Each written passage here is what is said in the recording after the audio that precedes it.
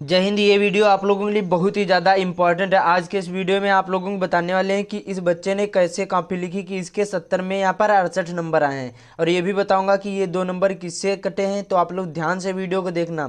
देखिए, इससे आपको ये सारी चीज़ें पता चल जाएंगी, कौन से प्रश्न का उत्तर कितने में देना है, सारी चीज़ें बताऊँगा। ये हिंदी का कॉपी है, सेम इसी प्रकार से जो आप लोग लिखोगे और कम टाइम में अच्छे मार्क आएंगे। तो ध्यान से वीडियो को देखना। बाकी इस वीडियो को ज़्यादा से ज़्यादा शेयर कर देना, और जो चैनल पर पहली बार आए चैनल को सब्सक्राइब भी कर लेना। तो चलिए शुरू करते हैं ना। तो देखिए, सबसे पहले यहाँ पर आप लोगों को ओएमआर सीट दिखा देता हूँ, उसके बाद में आप लोगों को इस पर बताऊंगा। देखिए, आपके बोर्ड एग्जाम में कुछ ऐसी ओएमआर सीट मिलेगी, सेम इसी प्रकार से होगी। यहाँ पर आपको कुछ नहीं डालना होगा, ये सब लिखा होगा आएगा। उसके बाद में 1 घंटा टाइम होता है जो आपको ओएमआर सीट भरने को आता है, और जो यहाँ पर 2 घंटा होता है वो आपको कॉपी में लिखना होगा। तो यहाँ पर देखिए 20 क्वेश्चन होंगे क्लास 10th में, और यहाँ पर आपको ये सभी विषय में और आपको ये ओएमआर सीट में भरना होगा। अब इसमें क्या करना है, आपको काले और नीले बॉल पॉइंट पेन का ही यूज़ करना, अदर और कोई पेन नहीं यूज़ करना, ये आपको ध्यान रखना है। और देखिए, इसमें आप लोगों को एक चीज़ और बता दूं, इसमें देखिए एक में एक का ही गोला करना, डबल करोगे तो आपको नंबर नहीं मिलेंगे, ये आपको ध्यान रखना है। और इस बच्चे ने देखिए यहाँ पर ये डबल कर दिया है, 6 वाले आंसर में यहाँ पर क्वेश्चन में डबल कर दिया है, तो इसका एक नंबर ये कट गया, और यहाँ पर 13वें में ये कर दिया है डबल।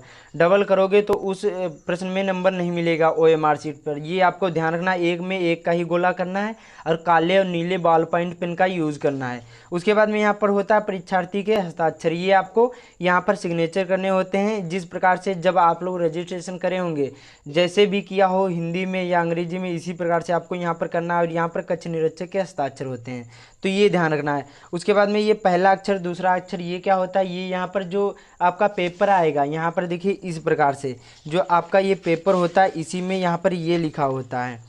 ये जो होता है 801 और DE, ये यहाँ पर जो DE होगा या कोई और होगा, MX होगा या कोई भी हो, तो इसी में आपको ढूंढना है कि यम कहाँ पर है। पहले यहाँ पर M लिख देना, उसके बाद में ढूंढना है यम कहाँ पर हो, उसको गोला कर देना। EX फिर ढूंढना है, जो भी हो ऐसे गोला कर देना, ये आपको ध्यान रखना। तो ये हो गई OMR शीट में। अब चलते हैं कि कॉपी में कैसे लिखना, सारी चीज़ें बताऊँगा तभी समझ में आएगा। ध्यान से वीडियो को देखना, और स्किप भी मत करना, और इस वीडियो को ज़्यादा से ज़्यादा शेयर कर देना जो भी आपके दोस्त क्लास 10th एंड 12th में होंगे। तो देखिए, आपका जो फर्स्ट पेज में होगा कुछ ऐसा नहीं होगा। उसमें मैंने आप लोगों को एक वीडियो पहले ही बना दिया है कि बोर्ड एग्जाम में कॉपी कैसे लिखी जाती है, वो वीडियो जरूर ही देख लेना। तो इसमें देखिए कुछ ऐसी, ये तो आपकी यहाँ पर ये देखिए डेमो कॉपी है, सेम ऐसी ही होगी। तो क्या करना, सबसे पहले यहाँ पर लाइन खींचना है इस प्रकार से, जैसे इस बच्चे ने खींची है। और आपको यहाँ पर पटरी से लाइन खींचना है, इधर बाईं ओर, आपको दाईं ओर नहीं खींचना, ये आपको ध्यान रखना है। और यहाँ पर खंड खा से शुरू होगा, प्रश्नोत्तर नंबर 21वें से शुरू होगा, और यहाँ पर 21वें का होगा या फिर नहीं होगा, ये आप लोग देख लेना, क्योंकि अथवा करके 2 पूछे जाते हैं। तो यहाँ पर देखिए कोई भी इस बच्चे ने प्रश्न नहीं उतार रहा है। तो यहाँ पर संदर्भ भी अच्छी तरीके से लिखा है कि प्रस्तुत गद्यांश हमारी पाठ्य पुस्तक हिंदी के यहाँ पर मित्रता नामक पाठ से संकलित है, और इसके लेखक आचार्य रामचंद्र शुक्ल जी हैं। तो बहुत सिंपल से लिख दिया है, और इसको यहाँ पर 2 नंबर मिल गए संदर्भ के। उसी प्रकार से रेखांकित अंश की व्याख्या हेडिंग डाल दी, इसने कोई भी प्रश्न नहीं उतारा है, तो आपको कोई भी प्रश्न नहीं उतारना, ये ध्यान रखना है। और फर्स्ट पेज में कहीं पर भी काटा पीटी नहीं करना, ना ही आपको कोई भी गलत उत्तर लिखना। ध्यान से वीडियो को देखना, अभी बताऊंगा संदर्भ कैसे, उसके बाद में जीवन परिचय कैसे लिखना है, रस छंद अलंकार, उसके बाद में यहाँ पर निबंध, सारी चीज़ें बताऊंगा। तो वीडियो को अच्छे से वॉच करना, तभी आप लोगों को समझ में आएगा। अभी से छोड़कर चले जाओगे तो कुछ भी समझ में नहीं आएगा, बाद में पछताओगे कि काश अभी देख लिया होता। उसके बाद में तो देखिए, लेखक कहता है कि मानव जीवन में युवा अवस्था सबसे महत्वपूर्ण होती है। बुरी संगत किसी युवा पुरुष की यहाँ पर सारी प्रगति को क्या कर देती है, उसी तरह नष्ट कर देती है। तो यहाँ पर ये भी 2 नंबर इसको मिल गए इसमें। तो उसके बाद में यहाँ पर तरह रोक लेती है। उसके बाद में तीसरा क्वेश्चन पूछा जाता है, ये क्या होता है, ये एक क्वेश्चन होता है जो आपको उसी पैराग्राफ से पढ़कर आपको बताना होता है। इस प्रकार से आप लोगों को थोड़ा सा दिखा दूं जिससे आपको समझ में भी आ जाएगा।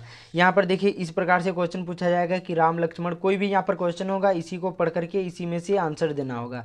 तो इस बच्चे ने देखिए यहाँ पर इतना बड़ा था, सारी चीज़ें कुछ नहीं लिखा बच्चे ने, केवल पैराग्राफ यहाँ पर क्या लिखा, यहाँ पर ये डाल दिया है प्रश्न नंबर यहाँ पर 21वां डाल दिया है प्रश्नोत्तर संख्या। उसके बाद में संदर्भ और रेखांकित अंश की व्याख्या जो प्रश्न था वो कर दिया। कोई भी प्रश्न नहीं उतारना है, आपको भी इसी प्रकार से नहीं उतारना है, नहीं तो आपका टाइम बर्बाद होगा, बाकी कुछ नहीं होता है। तो यहाँ पर इसको भी 2 नंबर मिल गए। उसके बाद में अब जैसे ये प्रश्न समाप्त हो जाए तो आपको क्या करना, पटरी से लाइन खींचना है। ये आपको ध्यान रखना, क्या कर देना है, पटरी से लाइन खींचना है। इससे क्या होगा, जो एग्जामिनर होगा उसको समझ में आएगा कि बच्चे ने ये तो लिख दिया है और इसका उत्तर हो गया, उसको भी चेक करने में आसानी होती है एग्जामिनर को। तो ये ध्यान रखना है। तो प्रश्न नंबर 22वां का, यहाँ पर 22वां का था, तो इसमें भी ये पद्यांश पूछा जाता है। इसमें भी आपको संदर्भ लिखना होगा कि प्रस्तुत पद्यांश हमारी पाठ्य पुस्तक हिंदी के भक्त नामक शीर्षक से लिया गया है। इसके कवि कौन है, बिहारी लाल जी हैं, ये आपको ध्यान रखना है। उसके बाद में रेखांकित अंश की व्याख्या भी करने को आता है, और एक प्रश्न आता है कि इसमें अलंकार या रस कुछ भी पूछ लिया जाता है, उसी को आपको उत्तर देना होता है। तो 2, 2, 4, 2, 6, इसमें भी 6 नंबर मिल गए, और गद्यांश में भी इसको 6 नंबर मिल गए थे। तो इसमें भी लाइन यहाँ पर देखिए, जब हो गया तो लाइन खींच दी बच्चे ने, तो आपको ऐसे ही करना है। उसके बाद में यहाँ पर 23वां क्वेश्चन पूछा जाएगा, और इसमें का खा 2 होंगे, इनमें से आपको एक करना होगा। इसमें भी एक संस्कृत गद्यांश होगा, उसी को पढ़ करके संस्कृत में अनुवाद करना होगा, और यहाँ पर हिंदी में अनुवाद करना होगा, और यहाँ पर संस्कृत में संदर्भ लिखना होगा। तो कैसे लिखना है, प्रस्तुत गद्यांश हमारी पाठ्य पुस्तक हिंदी के संस्कृत खंड के वाराणसी नामक पाठ से संकलित है। बहुत सिंपल सा होगा, हेडिंग डाल दी बच्चे ने, उसके बाद में अनुवाद कर दिया, तो 2 नंबर इसके मिल गए, 3 नंबर इसके मिल गए, 5 नंबर का ये पूछा जाता है। तो इसी प्रकार से करना, कोई भी प्रश्न नहीं उतारना, ये आपको ध्यान रखना है। उसके बाद में फिर से यहाँ पर लाइन खींच दी बच्चे ने। फिर यहाँ पर 23वां क्वेश्चन था, खा वाला था। इसमें भी एक श्लोक पूछा जाता है, 2 श्लोक पूछे जाते हैं, इनमें से आपको एक करना होता है। इसमें भी आपको संदर्भ लिखना होता है, जैसे प्रस्तुत श्लोक हमारी पाठ्य पुस्तक हिंदी के संस्कृत खंड के वीरा वीरेण पूजते नामक पाठ से संकलित है या फिर लिया गया है। 2 नंबर इसके मिल गए, और उसके बाद में यहाँ पर ये भी 5 नंबर का पूछा जाता है, और 3 नंबर ये हो गए, तो 5 नंबर इसके भी पक्के हो गए। इसमें भी, इस श्लोक में भी। अब आता है यहाँ पर main important, very very most important, जीवन परिचय। अब यहाँ पर आप लोगों को जीवन परिचय भी दिखा देता हूँ किस प्रकार से पूछा जाता है। यहाँ पर देखिए, इस प्रकार से जीवन परिचय पूछा जाएगा। लिखा होगा यहाँ पर, क्या लिखा है यहाँ पर, दिए गए लेखकों में से किसी एक लेखक का कि उनकी जीवन परिचय लिखे और उनकी प्रमुख एक रचना का नाम लिखे। 3 होंगे, इनमें से आपको जो भी पता हो, जीवन परिचय लिख रहे हो तो आपको जो भी पता हो उसको प्रश्नोत्तर नंबर डालकर ऐसे जो भी पता हो वो आपको लिखने की कोशिश करना। उसी प्रकार से यहाँ पर कवि में भी आपको एक करना होगा, तो इसी प्रकार से क्वेश्चन पूछा जाएगा। तो यहाँ पर देखिए, का वाला था, यहाँ पर प्रश्नोत्तर नंबर 24 था, ये दूसरी तरह से है यहाँ पर। और यहाँ पर तीसरा था डॉक्टर राजेंद्र प्रसाद। 3 होंगे, इनमें से आपको एक करना होगा। तो जीवन परिचय हेडिंग डाल देना, और इसी प्रकार से सेम लिखना है, कहीं पर भी कोई भी काटा पीटी नहीं करना है। जैसे कुछ गलत हो जाए तो यहाँ पर सिंपली थोड़ा सा कट कर देना, ज़्यादा हाईलाइट नहीं करना, ये आपको ध्यान रखना है। तो जीवन परिचय डॉक्टर राजेंद्र प्रसाद का था कि डॉक्टर राजेंद्र प्रसाद का जन्म सन 1884 ईस्वी में बिहार राज्य के छपरा जिले के जीरादोई नामक ग्राम में हुआ था। इनके पिता महादेव साय था, और इनका परिवार गांव के संपन्न और प्रतिष्ठित कृषक परिवारों में से एक था। इन्होंने कलकत्ता विश्वविद्यालय में MA LLB की परीक्षा उत्तीर्ण करी। ये प्रतिभाशाली, यहाँ पर संपन्न और मेधावी छात्र थे, और ये परीक्षा में सदैव प्रथम आते। तो इसी प्रकार से आपको भी जीवन परिचय लिखना, इतना बड़ा, उसके बाद में इतना बड़ा और लिख दिया, तो इसको भी 5 नंबर मिल गए। रचनाएं हेडिंग आखिरी में डाल दी है, और 2-3 आपको रचनाएं लिख देना है, 5 नंबर आपके जीवन परिचय में पक्के हो जाएंगे। तो आपको ऐसे ही लिखना है। फिर से यहाँ पर ये समाप्त हो जाए, फिर से लाइन खींचना है, और एक प्रश्न और दूसरे प्रश्न के बीच में कम से कम 2 या 3 लाइन का गैप बनाकर लिखना है। इससे क्या होगा, जो प्रश्न होगा वो अच्छी तरीके से दिखेगा, सही तरीके से, सही ढंग से दिखेगा। उसके बाद में 24वें का खा था, इसमें कवि का पूछा जाता है। जीवन परिचय 3 होते हैं, इनमें से जो भी आपको पता हो वो लिखने की कोशिश करना। तो इसमें बच्चे ने बिहारी लाल जी का लिखा है, जीवन परिचय हेडिंग डाल दी। तो बिहारी लाल जी का जन्म 1603 ईस्वी में लगभग ग्वालियर के निकट बसुआ गोविंदपुर गांव में हुआ था। इनके पिता का नाम केशव राय था। इन्हें मथुरा का चौबे ब्राह्मण माना जाता था।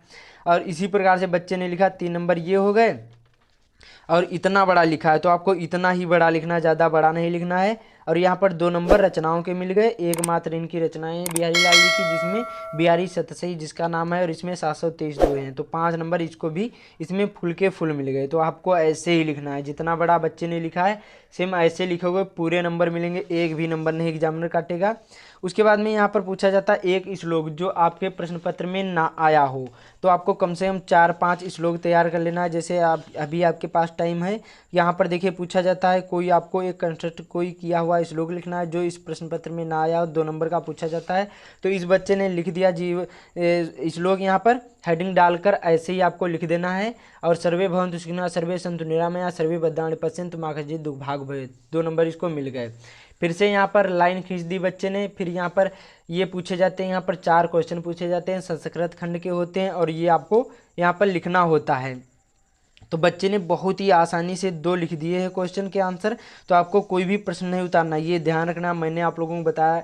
और बोर्ड एग्जाम में फर्स्ट पेज में कॉपी के कहीं पर भी काटा पीटी नहीं, कहीं पर गलत उत्तर लिखना है। जैसे कुछ गलत हो जाए तो कुछ को एक बार काटना, हाईलाइट नहीं करना, ये आपको ध्यान रखना। हाईलाइट करोगे तो अच्छा नहीं दिखेगा। जितनी अच्छी राइटिंग होगी उतने ही अच्छे आप लोगों के मार्क आएंगे, तो ये ध्यान रखना है। तो दोनों कर दिए, 2-2 नंबर के ये पूछे गए थे, 4 नंबर इसके भी पक्के हो गए। उसके बाद में यहाँ पर 27वां क्वेश्चन क्या पूछा जाता है, ये खंड काव्य होगा जो आपके ज़िले में होगा, अलग अलग ज़िले में अलग अलग होता है। तो जैसे हमारे हरदोई ज़िले में जय सुभाष खंड काव्य है के नायक का चरित्र चित्रण बच्चे ने लिखा है। तो बहुत ही अच्छी तरीके से श्री विनोद चंद्र पांडे द्वारा रचित जय सुभाष खंड काव्य स्वतंत्रता संग्राम के महान क्रांतिकारी सेनानी सुभाष चंद्र बोस के त्याग, भक्ति और बलिदान का जीवन गाथा का प्रस्तुत करते हैं। तो इसी प्रकार से आपको भी यहाँ पर ये लिखना है खंड काव्य। अपने अपने ज़िले वाइज होता है, टीचर से पूछ लेना, आपके जो स्कूल में पढ़ाते हैं वो बता देंगे कि हमारे ज़िले में कौन सा खंड काव्य होता है। ये बहुत सारे लोग छोड़ देते हैं, लेकिन आपको छोड़कर नहीं आना, ये भी आपको लिख कर आना है। तो इसी प्रकार से लिखना है और इसको भी इतना बड़ा लिख देना है, आपको पूरे नंबर मिलेंगे। उसके बाद में आखिरी आता है बहुत ज़्यादा इंपॉर्टेंट, क्या होता है, निबंध। और ये 9 नंबर का पूछा जाता है और ये 3 नंबर का खंड का भी पूछा जाता है। तो इसमें 5 होते हैं निबंध, इनमें से जो भी आपको पता हो और 1 लिखना होगा। ये देखिए यहाँ पर 5 पूछे जाएंगे, जो भी आपको पता हो 1 लिखने की कोशिश करना है और ये 9 नंबर का पूछा जाता है। तो देखिए इस बच्चे ने जनसंख्या वृद्धि समस्या पर पूछा गया था, उस पर लिखा है। तो क्या करना, रूपरेखा हेडिंग डाल देना। जैसे प्रस्तावना, रूपरेखा में क्या डाला जाता है, प्रस्तावना जनसंख्या वृद्धि के कारण, जनसंख्या वृद्धि के, ये मतलब हेडिंग डाली जाती है रूपरेखा में। उसके बाद में पहली हेडिंग क्या होती है, प्रस्तावना। प्रस्तावना में क्या लिखा जाता है, उसका परिचय देना होता है, जिस विषय में आप लोग निबंध लिख रहे हैं। तो इसी प्रकार से लिखना है। कम से कम आपको 1.5 पेज में निबंध लिखना है। जीवन परिचय कम से कम 1 पेज में लिखना है। और जैसे जो संस्कृत गद्यांश होते हैं वो तो आप लोगों को पहले ही बता दिया। तो जो निबंध होता है कम से कम 1.5 पेज में लिखना है, तभी आपको पूरे नंबर 9 नंबर मिलेंगे। और हेडिंग कम से कम 5 या 6 होनी चाहिए हेडिंग, ये आपको ध्यान रखना है। हेडिंग कौन सी होती है, ये जो काले पेन से मैंने लिखी, प्रस्तावना, उसके बाद में जनसंख्या वृद्धि के कारण, फिर जनसंख्या वृद्धि के प्रभाव, फिर बचाव। इसी प्रकार से आपको हेडिंग लिखना है, तभी 9 नंबर मिलेंगे। और उपसार कम से कम 5 या 6 आपको हेडिंग लिखना है। तो इसी प्रकार से लिखोगे पूरी कॉपी तो आपको फुल नंबर मिलेंगे, 1 भी नंबर नहीं काटेगा एग्जामिनर। और अच्छी तरीके से आप लोग रोल नंबर सारी चीज़ें डाल देना है, सारी चीज़ें कर देना फर्स्ट पेज में, कहीं पर भी काटा पीटी नहीं, कहीं पर गलत उत्तर लिखना, ये आपको ध्यान रखना है। बाकी इस वीडियो को ज़्यादा से ज़्यादा शेयर कर देना। ऐसे ही जो आप लोग कॉपी लिखोगे तो पूरे नंबर मिलेंगे, 1 भी नंबर नहीं कटेगा। तो उम्मीद करता हूँ आप लोगों को समझ में आ गया होगा। तो इस वीडियो को ज़्यादा से ज़्यादा शेयर कर देना। बाकी चैनल पर पहली बार आए, चैनल को सब्सक्राइब करके बेल आइकन को, घंटी वाले बटन को जरूर ही दबा देना। तो मिलते हैं अगले वीडियो में।